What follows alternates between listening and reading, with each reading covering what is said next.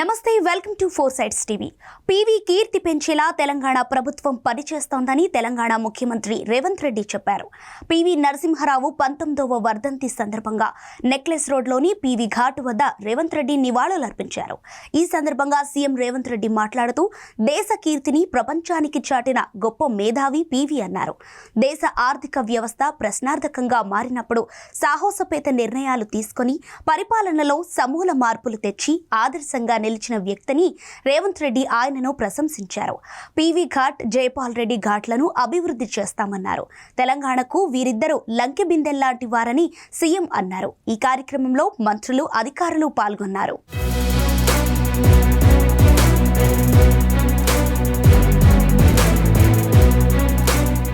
Shri PV Narasimha Rao గారి 19వ వర్ధంతి కార్యక్రమంలో హర్యానా గవర్నర్ పెద్దలు బండారు దత్తాత్రేయ గారు,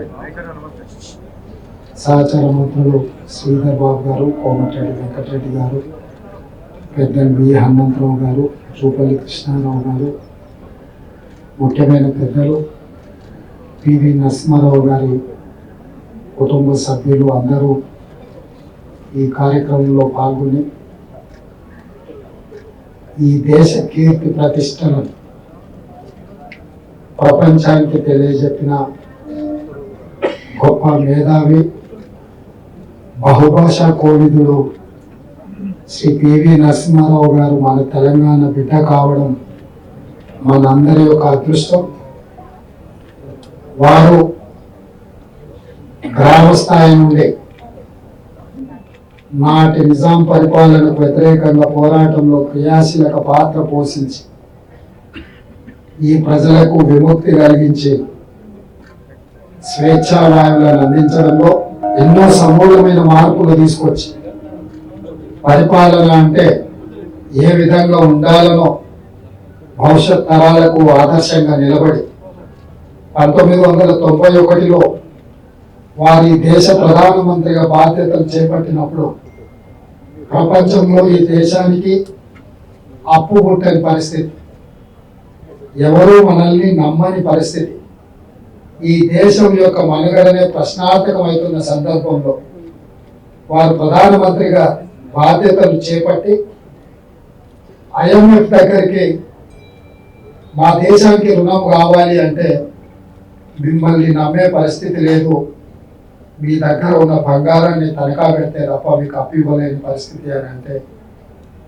నాటి పివి నరసింహారావు గారు సాహసోపేతమైన నిర్ణయం తీసుకొని బంగారాన్ని తనఖా పెట్టైనా సరే ఈ దేశాన్ని కాపాడాలి, ఆర్థిక వ్యవస్థను పునర్వ్యవస్థీకరించాలని నిర్ణయం తీసుకున్నారు.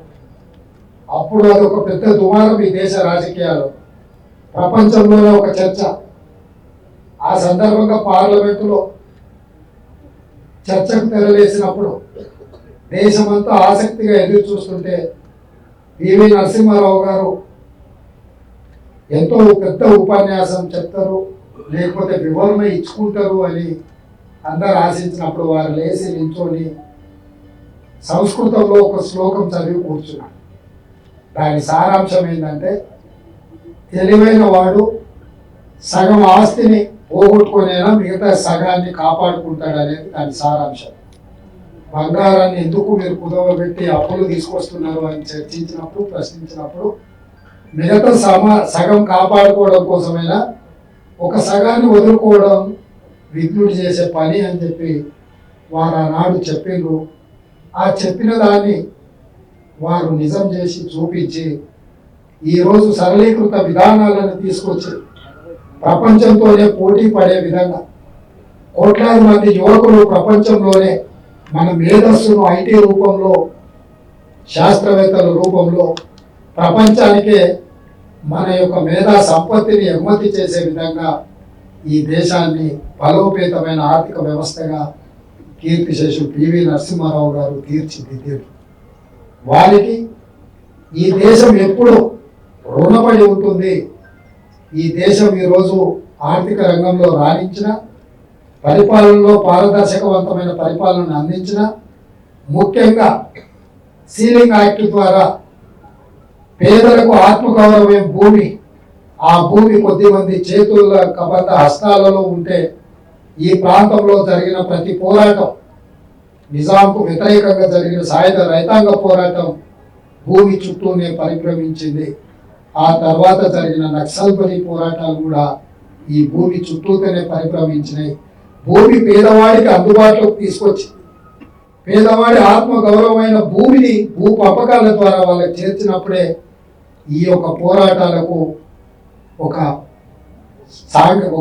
నిబద్ధత ఉంటుంది అని చెప్పి ఈ అగ్రికల్చర్ ల్యాండ్ సీలింగ్ యాక్ట్ తీసుకొచ్చి వీటన్నిటిని కూడా భూసేకరణలు చేసి పేదలకు భూములు పంచడానికి పివి నరసింహారావు గారి బలమైన పునాదులు వేయడం జరిగింది. అందుకే ఈరోజు ప్రతి పేదవాడి గ్రామాలలో అసైన్మెంట్ ద్వారా భూములు వచ్చిన, పోడు పట్టాల ద్వారా భూములు వచ్చిన దళితులు, గిరిజనులు ఈరోజు ఆత్మగౌరవంతో ఉన్నారు. మాకు భూమి ఉంది, మాకు ఊరు ఉంది, ఆ ఊర్లో మాకు భూమి ఉంది అని చెప్పి ఈరోజు గొప్పగా చెప్పుకుంటున్నారు అని అంటే దానికి ప్రధానమైన కారణం మాజీ ప్రధానమంత్రి పివి నరసింహారావు గారు అని చెప్పి మనందరం ఈ సందర్భంగా గుర్తు చేసుకోవాల్సిన బాధ్యత ఉన్నది. వారు మన మధ్యలో లేకపోయినా పరిపాలనలో వారు తీసుకొచ్చిన, వారు ఇచ్చిన దిశ ఈరోజు మేమందరం కూడా వాటిని నిత్యం గుర్తు చేసుకుంటూ పరిపాలన అందిస్తే తప్పకుండా ఒక సుపరిపాలన అందించడానికి అవకాశం ఉంటుంది. ఇక్కడ పివి నరసింహారావు గారి ఘాట్ ఉన్నది. అదేవిధంగా కొంచెం ముందుకెళ్తే కీర్తిశేషులు జైపాల్ రెడ్డి గారి ఘాట్ కూడా ఉన్నాయి. ఈ రెండింటినీ తెలంగాణ రాష్ట్ర ప్రభుత్వం అద్భుతంగా అభివృద్ధి చేయాల్సిన బాధ్యత ఇక్కడ ఉన్న మా మంత్రివర్గ శాఖలో మామూలు ఉన్నారు. ఎందుకంటే ఈ తెలంగాణకు పివి నరసింహారావు గారు ఆద్యుడు. వారిని ఆదర్శంగా తీసుకొని, నాకు తెలిసి వారి కుటుంబంలో ఒక సభ్యుడిగా జైపాల్ రెడ్డి గారు బ్రతుకున్నంత కాలం ఆ కుటుంబంతో వారికి గొప్ప అనుబంధం ఉంది. వారి నుంచి నేర్చుకున్న పరిపాలన విధానాన్ని వారు అమలు చేయడమే ఈరోజు హైదరాబాద్ నగరంలో మెట్రో, ఇట్లాంటి ఎన్నో పరిపాలనలో కొన్ని అద్భుతాలు జరిగినాయి. అందుకే ఈరోజు మా అధికారులకు, మా ప్రభుత్వం ఈ రెండింటిని సముచితంగా అభివృద్ధి చేసి, వీరిద్దరు కూడా కాంగ్రెస్ పార్టీ యొక్క ఆస్తి, ఈ దేశ ప్రజల యొక్క ఆస్తి. తెలంగాణ ప్రజలకు ఒక రకంగా పివి నరసింహారావు గారు, రెండో రకంగా జైపాల్ రెడ్డి గారు లంకె బిందెలు లాంటి వాళ్ళు. వీటిని జాగ్రత్తగా వారసత్వ సంపద, కుటుంబ సభ్యులుగా మా మిత్రులందరూ వారి కుటుంబ సభ్యులు, కానీ వారికి మనమందరం పరిపాలనలో వారసులుగా ఉండాల్సినంత గొప్ప వ్యక్తి.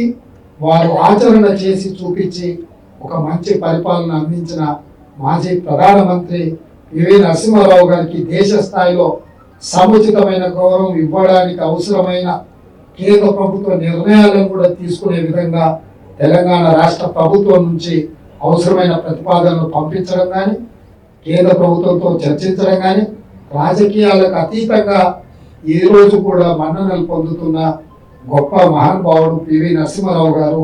వారి కీర్తిని పెంచే విధంగా తెలంగాణ రాష్ట్ర ప్రభుత్వం పనిచేస్తుంది. వారిని ఆదర్శంగా తీసుకొని పరిపాలనలో సమూలమైన మార్పులు తీసుకొచ్చి పారదర్శకవంతమైన పరిపాలన అందించడమే కాకుండా దళితులకు, గిరిజనులకు, బలహీన వర్గాలకు, మహిళలకు, మైనారిటీలకు ఈ ప్రభుత్వంలో వారిని ఆదర్శంగా తీసుకొని సముచితమైన సంక్షేమ పథకాలలో సింహభాగం, అభివృద్ధిలో వారి భాగస్వామ్యాన్ని మా ప్రభుత్వం ముందుకు తీసుకెళ్తుందని తెలియజేస్తూ మీ అందరి దగ్గర సెలవు తీసుకుంటున్నాను.